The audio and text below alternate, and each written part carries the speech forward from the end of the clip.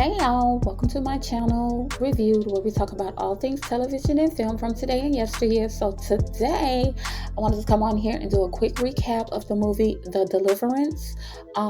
This is a Lee Daniels film, and it stars Audra Day, Glenn Close, Caleb McLaughlin from Stranger Things. He's in the movie. Monique's in the movie. Ajuan Ellis Taylor. And we also got a small role from Omar Epps and Tasha Smith in the movie as well. And basically this film was inspired by LaToya Ammons, the Ammons family. They are a family who lived in this haunted house in Gary, Indiana. And, so this movie was inspired by their story, but it is not based solely on their story. So I do want to make that clear. But let's get into this review. So the movie basically starts off where Audra Day character, her name is Ebony, she is basically getting settled into her new home with her children. This is her son, Andre, who he likes to paint. So he paints this wall mural or whatever on a wall in the bedroom in the house. And this wall has somewhat of significance to what is going to unravel in the home, but we'll get to that later, okay? So here we have Ebony having dinner with her kids, and we also get an introduction to her mom, played by Glenn Close. They have somewhat of a tumultuous relationship. Their relationship pretty much is hot and cold, and throughout the film we get a bit of why they have so much tension between the two of them. It gives us bits and pieces of what led up to that throughout the film. So here we have a clip of Tasha Smith. She plays the pastor of the church that Ebony mom goes to. So I just wanted to show y'all that Tasha Smith was on the scene. Okay. So here we have Ebony's mom, aka Alberta, baby. She is going to get her cancer treatment, honey. And Omar Epps is one of the technicians that work there. And girl, they just be flirting with each other. So she finally tells him, she said, "You've been saying all this stuff to me, but you still ain't asked me out on a date." So basically, Omar Epps is going to be her little boo thing through the movie. Okay.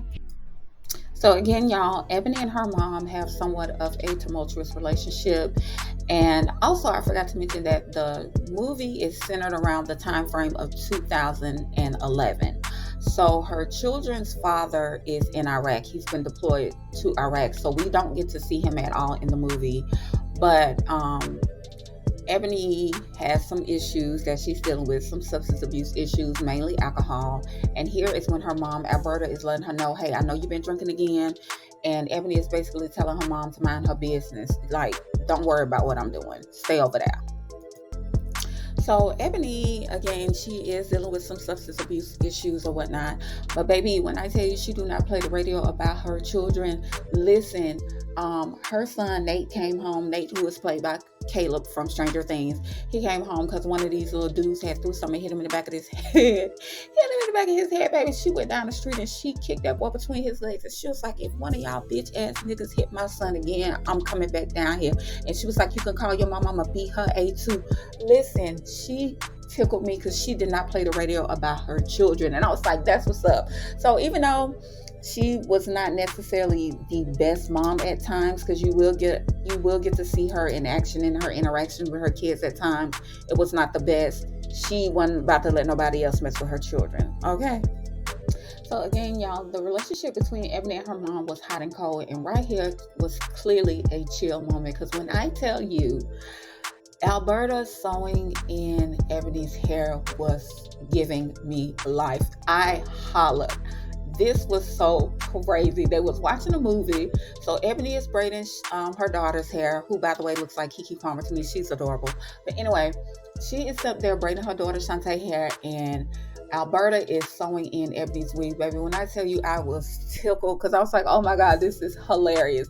But anyway, so they're talking because Shantae's birthday is coming up, and she is asking her, do you want to have a party at the house or whatever, just a little get together.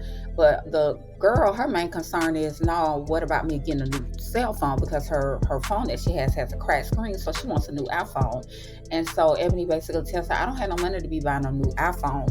And so her daughter gets upset, and she gets up and goes upstairs And so Alberta was like, you just gonna leave without getting your hair finished? Listen, it was so funny because I was like, the way that they had her acting in the movie, she didn't have a black scent or anything like that, but you could tell that she was engulfed in black culture, the character as a whole. And this scene right here just gave me life. Okay.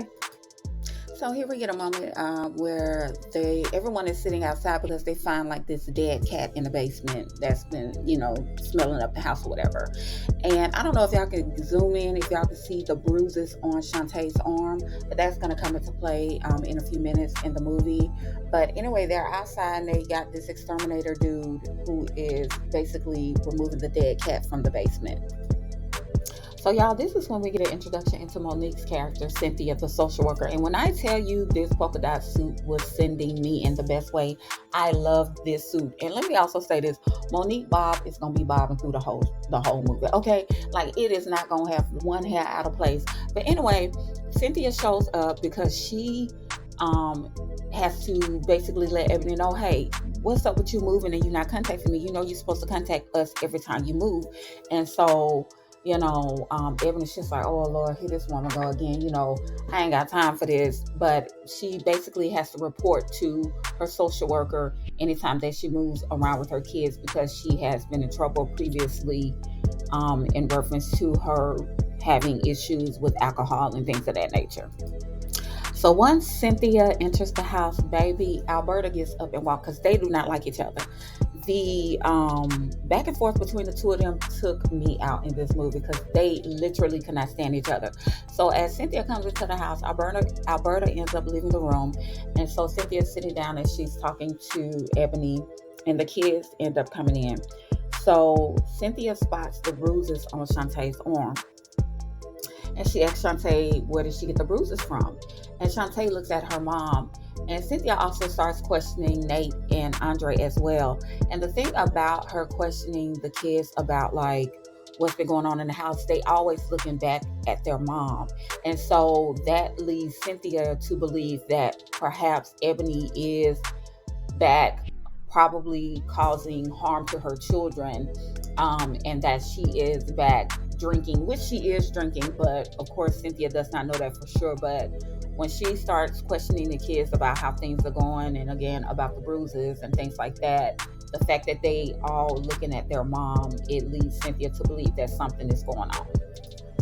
Anyway, so we finally get to Shantae's birthday party, and y'all, that's Miss Lawrence in that blonde wig. Let me tell you something, I love me some Miss Lawrence. Miss Lawrence don't be in enough stuff for me, baby. Miss Lawrence can sing down. I love Miss Lawrence on Star.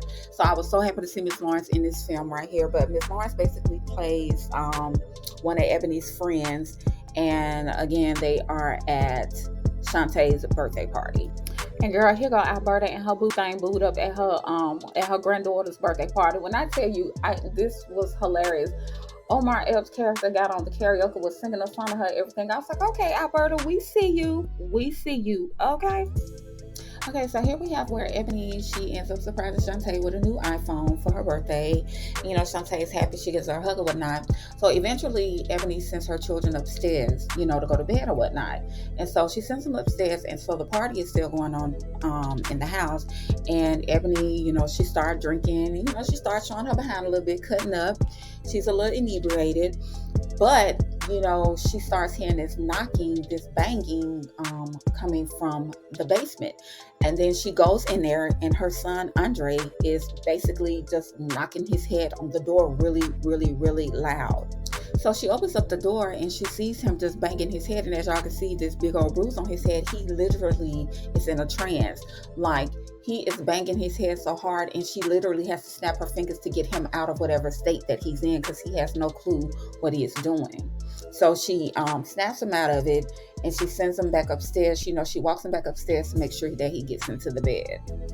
So after the party, Ebony goes upstairs and she's, laying down to go to sleep. Again, she is somewhat inebriated and she starts hearing this loud banging in the house.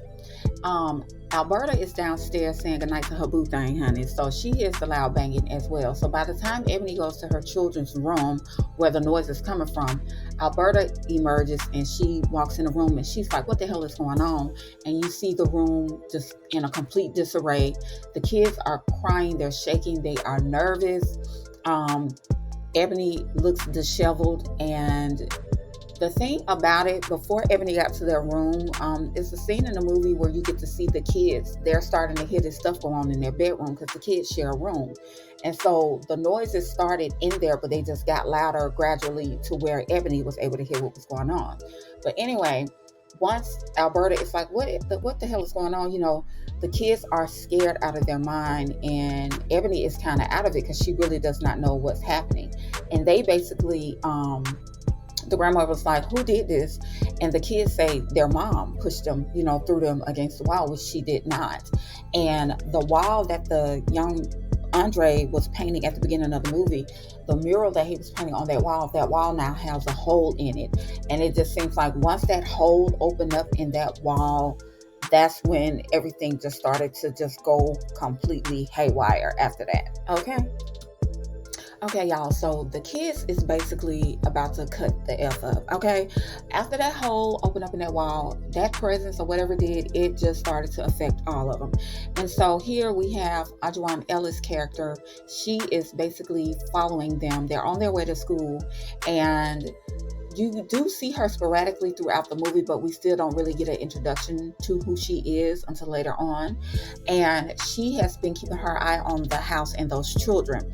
But again, we don't find out who she is until later on in the film. But so on their way to school, she's, following them and whatnot. So the kids get to school.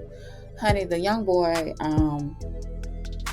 Andre, he tells the teacher that he needs to go to the bathroom. So he pulls his pants down in the classroom and he uses his feces and throws it at the teacher. It was cool. Listen, I could not believe it. I ain't never seen nothing like this. I was like, oh my God, this is crazy. But this is just basically showing, I guess, how the presence was taking over these kids' body. The daughter, Shantae, she was in choir class and she walked up to her teacher, and we don't really hear what she says to him specifically, but she's bleeding from up under her skirt. And then Nate, Caleb's character, he is laughing just very loud and egregiously at a serious discussion that his teacher is having, and he stands up in her face. So they are just basically out of it, like they're in a trance and they are not able to comprehend exactly what it is that they're doing. So after the whole debacle at the school, Alberta and Ebony end up meeting each other at the hospital. And so they're sitting down talking to the doctor, and the doctor is basically telling them she couldn't find anything wrong. Their CAT scans and all that stuff came back fine. And so Ebony, she's still like, is this something that y'all could do? Is some more tests y'all can run? Because this is not like my kids to be acting this way. And so while Ebony is asking questions to the doctor pretty much is directing her attention towards Alberta. And I was like, okay, so she low-key being disrespectful to Ebony, which I get, how they say sometimes Black women are not, they're disparaged and discriminated against or whatever, in the medical industry. So I think this was an example of that. But anyway, Ebony is asking the doctor questions, and the doctor is talking indirectly to Ebony while she's basically focused on Alberta. And Alberta is just sitting there quiet. And, they're just basically trying to get whatever information they can at this moment in reference to what is going on with the kids. And so when Ebony and her mom leave out of the hospital, Ebony basically says to her mom, she said, why you was just sitting there? Like, you wasn't saying that, you wasn't doing nothing. And her mom basically told her, she said, because I know what you did to them. She was like, these children are basically reacting to your actions. And she's referring to the night where the kids said that their mom threw them up against the wall, which, of course, Ebony, she did not do that. But, of course, her mom ain't trying to hear that because her mom knows that Ebony has been drinking again. And so they exchanged words, honey. And when I tell you they was talking all types of disrespect to each other, on down to the fact where Alberta told Ebony, she said, F you, bitch. I was like, dang, you say that stuff to your daughter? But, baby, they was exchanging words. Ebony told her kids, she said, get in my car. Do not get in her car. I mean, they was just going back and forth. And, honey, they was not feeling each other in that moment at all. Okay? So, later on that night, Ebony is upstairs shampooing Andre's hair while he's taking a bath. Her phone starts to ring. And so she's yelling for someone to pick her phone up. So finally she's like, Nate, go pick up my phone. And he doesn't hear her. He doesn't respond. So the phone rings again and she goes downstairs. She goes into the room where her phone is and she sees her mom in there, and Alberta is hanging up a crucifix. So she looked at her and she was like, you couldn't answer my phone? So Alberta ignores her and she's still hanging up the crucifix or whatever. So once Ebony discontinues the phone call, she walks over there and she kind of puts her hand up like she was like, I'm taking this down. She didn't want her in her house. And so Alberta grabs her wrist. And that's when Ebony says to her, oh yeah, oh, there she go. I was wondering when she was going to show back up. And so in that moment, I was like, okay, so we're getting a little bit more information as to why these two have so much tension, amongst them. And so also, again, Ebony is dealing with her own issues. She's trying to stop drinking, and she does have ways about her, like some of the interactions between her and her children can be deemed somewhat verbally abusive as well as physically abusive with the way that she responds to them. And so in this moment, when she says to her mom, oh, I was wondering when she was going to show back up, that lets me know that she is dealing with a pattern of learned behavior. That the way that she is with her kids, the way that she interacts with them is something she experienced with her own mom when she was a kid. And so she ends up, just basically leaving the room and goes back upstairs. And baby, when I tell you, when she went back upstairs to that bathroom, she was not prepared for what she was going to see. Okay. Child, Nate was in there trying to drown his doggone brother, which is why Nate couldn't go answer the phone, because he was in a trance, because the demon basically took over him and was like, go drown this little Negro. Go drown him right now. So she gets upstairs. Ebony, she's like, what are you doing? She's yelling and she jumps in and she's trying to get her son off of Andre. Nate has such a strong hold on him. Like, he is completely in a trance. He has no clue what he's doing. And so she's finally able to get him off of her son, and she ends up pulling Andre up out of the tub. It was crazy. So after Ebony pulls Andre up out of the tub, of course, Nate, he is hysterical. He's like freaking out because he can't realize what he just did. And Alberta, at this point, Alberta is in the bathroom and she goes over to Nate and he hugs her and he's just like, he don't know, Grandma. He's like, I don't know what I did, what's going on. You don't understand. And do y'all see how Andre is looking at his brother? If y'all, this little Negro was looking at him with them dead eyes, baby. And when I tell you, I was like, okay, yeah, Andre has officially left the building, baby. He is no longer in there. Okay. So the next day, Cynthia ends up popping up at the house because she got word on the things that transpired at school, with the boy throwing the feces and the girl bleeding and Nate, just all up in the teacher face and laughing all crazy and stuff. So she had to do a pop-up at the house. And, Ebony is like, this is just not a good time, because she's shaking up because she, her son just tried to drown her little boy the night before. So she is just like, this is not a good time. She let Cynthia know this is not. And Cynthia basically pushes her way through the house, honey, because she was like, I'm coming up in here. I need to lay eyes on those kids. And so we have Cynthia and Ebony talking in the living room, and Ebony is basically letting Cynthia know, hey, I don't know what's wrong. I'm not the one hurting my kids. I didn't put the bruises on them. I'm not doing anything to hurt them. And she says to Cynthia, she's like, she said, why don't you believe me? She's like, from black woman to black woman, you should believe me. And then she says to Cynthia, she said, maybe if you was a mother, you would understand.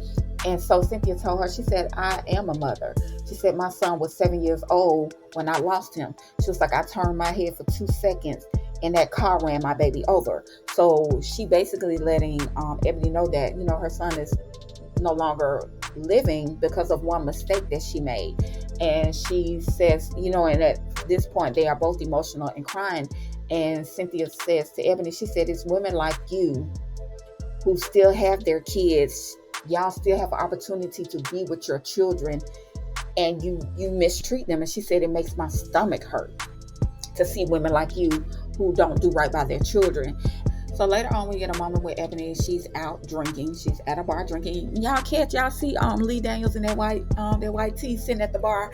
I was like, okay, Lee Daniels, I see you pulling a Stephen King, because y'all know Stephen King always show up in his movies. The majority of his movies will get a little Stephen King cameo. But yeah, that's Lee Daniels sitting at the bar. But Ebony is out. I guess she's just basically trying to kill time and just to kind of take her mind off things that is going on with her children and what she's dealing with at home.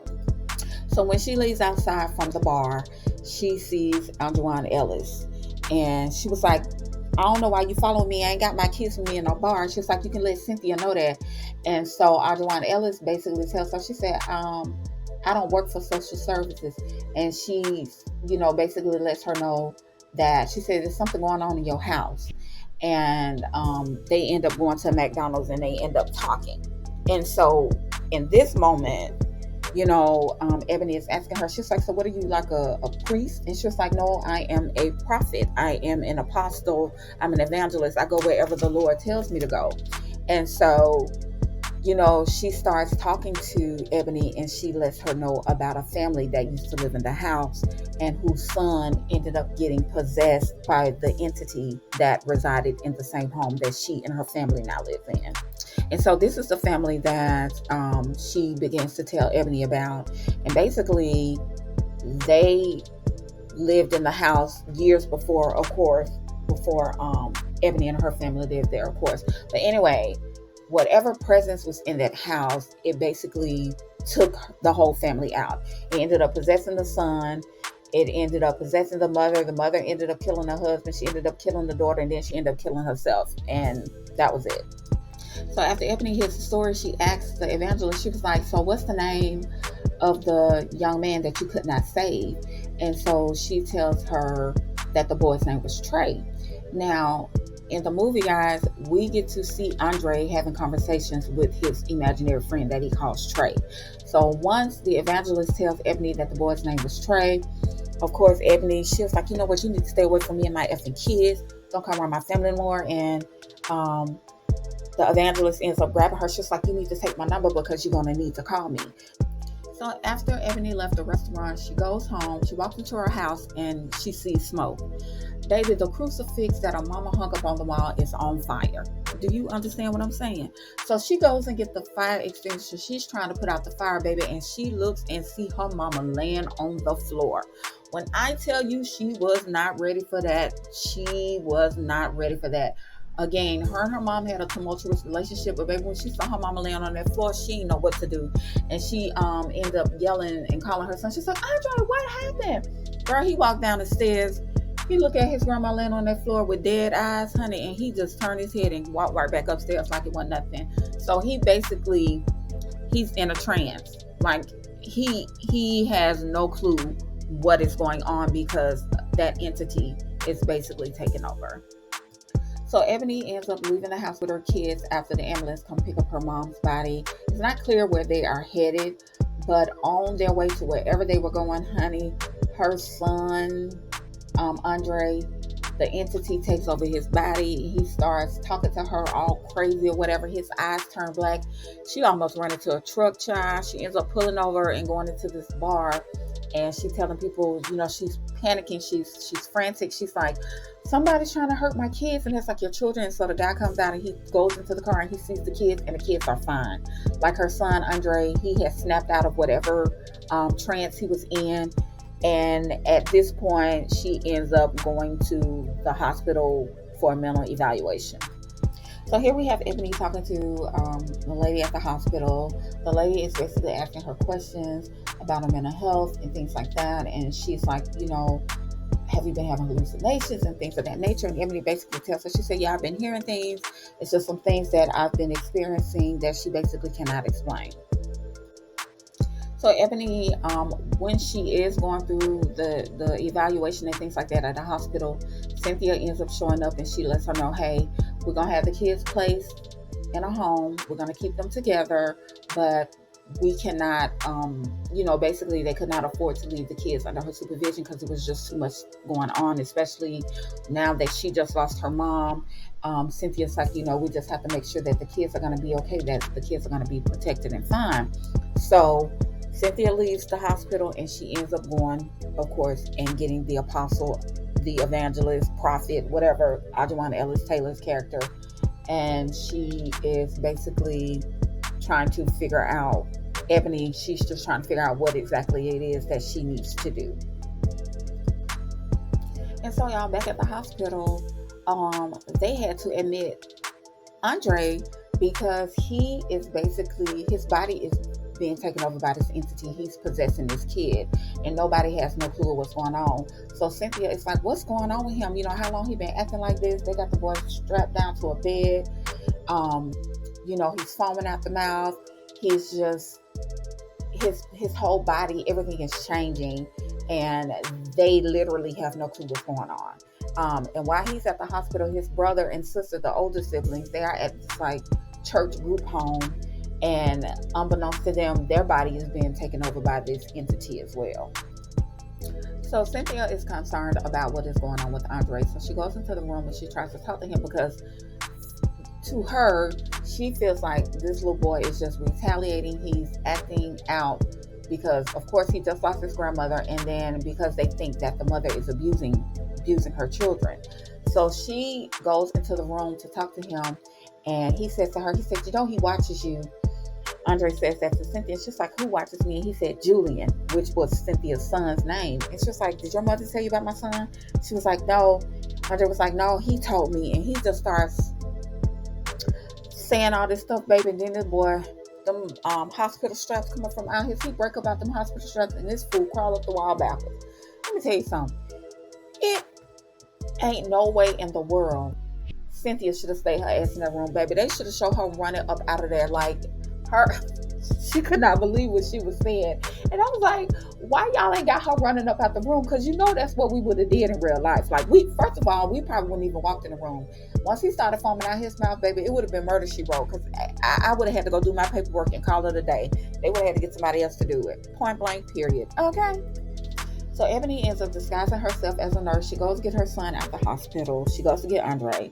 She brings him back home. The apostle is there. And baby, when I tell you that entity was not there to play no games with them, it was not playing at all.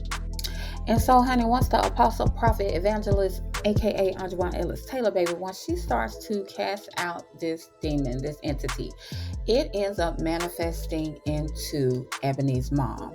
And baby, when I tell you the look on Ebony's face, she could not believe it.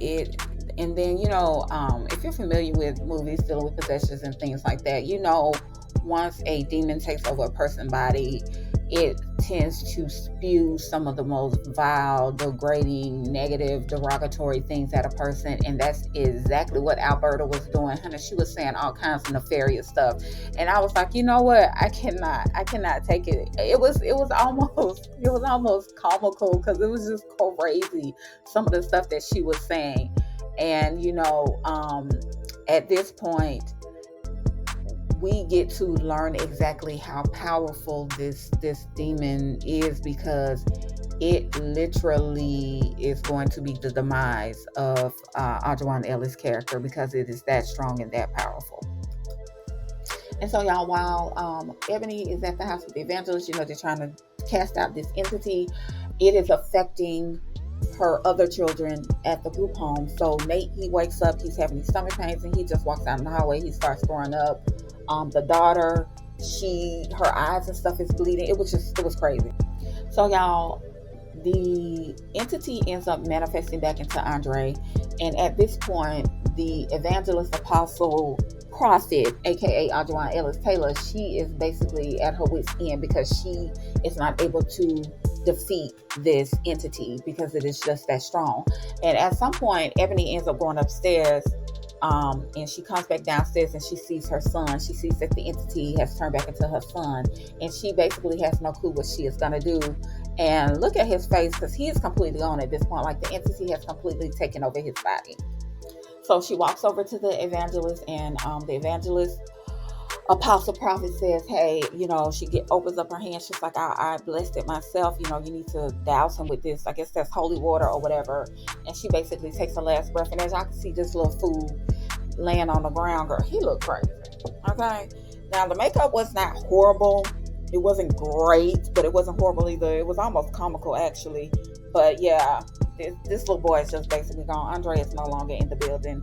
It is completely possessed by the entity. So she ends up going downstairs in the basement, and again, this entity is so strong, and as y'all can see, it ends up manifesting into her. So she is at this point fighting her own demon. And in this moment in the film, we get a flashback of this guy who I assume was her stepfather or her mother's boyfriend. Whoever he was, he harmed her as a kid. And so we get a little bit more of why she had such a cantankerous relationship with her mother. And so this manifestation of her demons is basically wanting to defeat her and saying, just basically give in. Ain't no reason for you to still want to fight. Just let go and let me have my way. And she starts having all of these flashbacks of her life and her children at this point. Ebony does. And so, y'all, while she is laying on the ground on the basement floor and fighting her own demons, she starts to have these revelations and these flashbacks of her family, her children, and she ends up walking into the light, and she hears her mother's voice, and she was like, I know you don't want to talk. Her mother's voice says, I know you don't want to talk to me, but maybe you'll talk to God.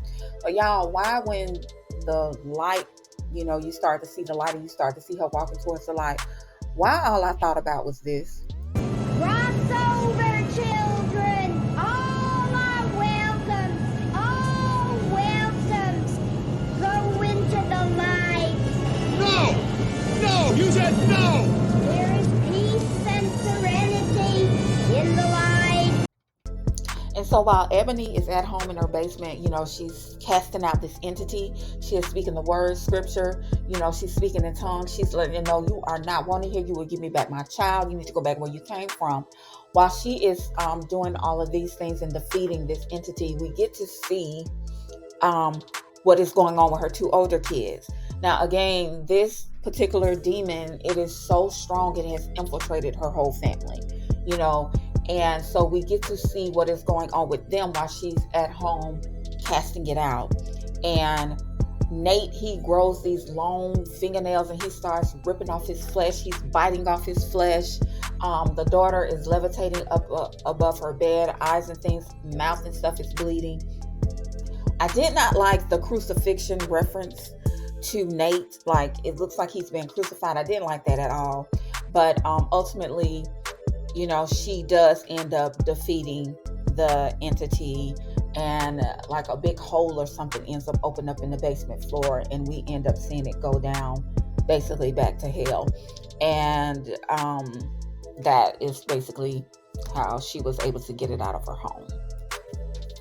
And after, the whole basically closes up, she looks and she's looking for her son, and he's just laying there like nothing happened. Like, it was definitely giving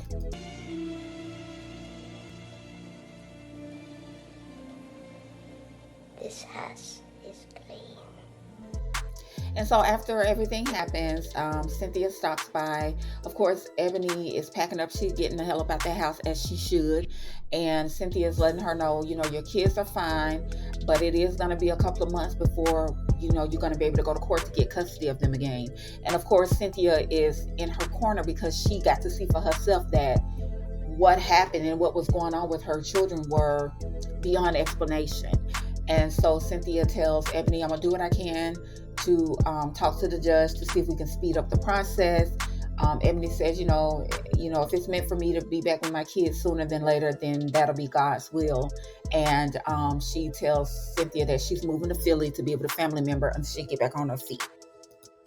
And so the movie ends here with her kids. She does get her kids back, and she also lets them know that once their dad comes back from being deployed, that they're going to work things out.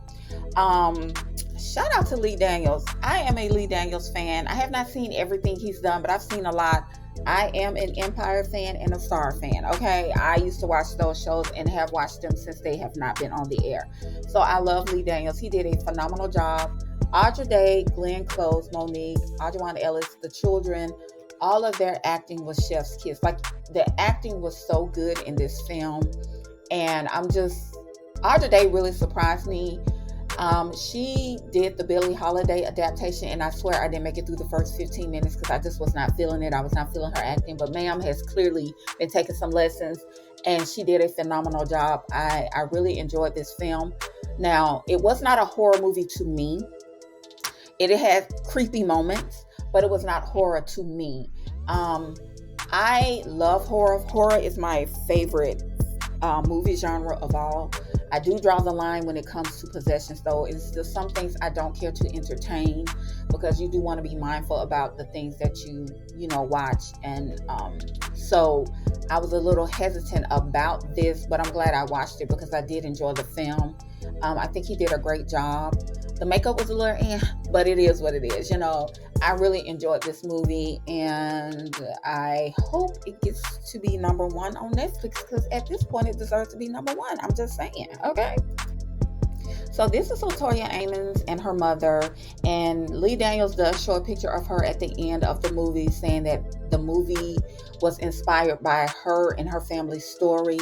And I just want to reiterate that, because it was not a depiction of what actually happened to this family. And if y'all don't know what happened to this family, please look it up, because honey, it was crazy.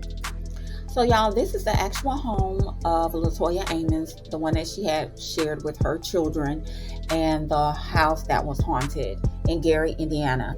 At the bottom, that's when the house was demolished. It was demolished in 2016. As you all can see, that little red box that says Demon House, that is just a picture of the DVD that was done. There was an actual documentary called Demon House that was done about the Ammons home. It was done by Zach Bangas. I don't know if y'all are familiar with him, but he has a paranormal show on Travel Channel. I love that show. I don't watch it as much as I used to, but anyway, he did an actual documentary on the actual home where he went in there. And honey, all kinds of crazy stuff happened, which is why he bought the house and he had it demolished. Like crazy. And over here are a picture of the blinds. The Ammons said that oil used to drip from the blinds all the time. Like, y'all, it was a lot of crazy stuff going on in the house. And actually, one thing that the movie did depict that happened to Latoya Ammons' child, the social worker saw the little boy walk up the ceiling. Not at a hospital, they were in their home. He walked up the ceiling, and she said she could not believe it. Like, that house had some crazy supernatural activity. People did not want to go over there. And when Zach Bangas did the documentary in that home, it took me a couple of days to watch it, because I was like, oh, this is so crazy. Like, it was just weird. And I've seen The Conjuring. I've seen it a million times. I've seen a lot of things that Ed and Lorraine Warren have done as far as investigating and things like that. But that Demon House was just different. And probably because you don't really hear too much about that from Black people. Just being honest. But anyway, if you guys are not familiar with her story, and if you are interested in things like that, because I know some people are like, oh, I don't fool with stuff like that, I would definitely recommend that you check out Demon House, and or just do your research on the Ammons family. Okay? Well, that's all I have for you guys today in this video. I just wanted to do a brief run through to give you guys an idea of what the movie was about and what I thought about it. I really enjoyed this movie. Please be sure to like, share, and subscribe to my channel. Thank you so much to all my subscribers. I really appreciate the support. And I will see you in the next video. Bye.